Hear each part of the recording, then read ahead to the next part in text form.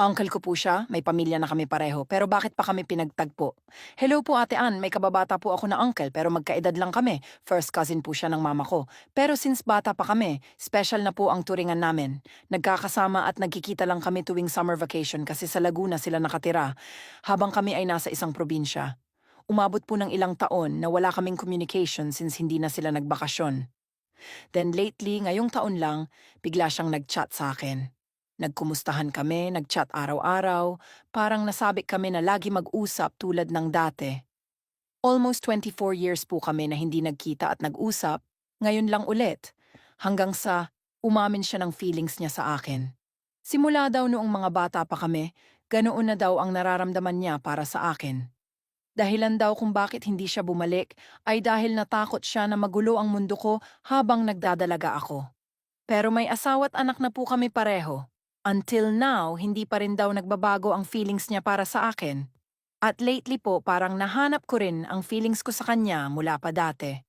To make it short, nagkaroon po kami ng mutual understanding.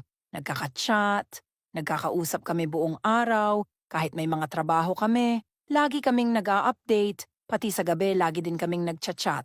Mahal niya po ako at minahal ko rin siya. Kahit sa cellphone lang kami nag-uusap, ramdam ko ang effort niya at gusto niyang umuwi sa probinsya para magkita kami ulit. Naguguluhan po ako. Alam po naming pareho na mali, pero hindi pa rin namin napigilan ang mga feelings namin. Matagal na rin daw silang nagkakalabuan ng asawa niya bago pa kami nagkaroon ulit ng communication. Pero hindi ko po maitatanggi na magkamag-anak kami.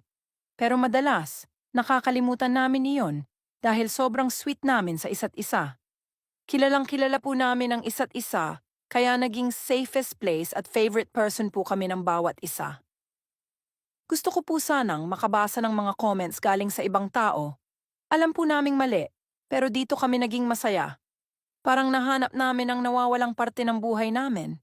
Ate Ann, magulo po ang isip ko. Uncle ko po siya, may pamilya na kami pareho. Pero bakit pa kami pinagtagpo?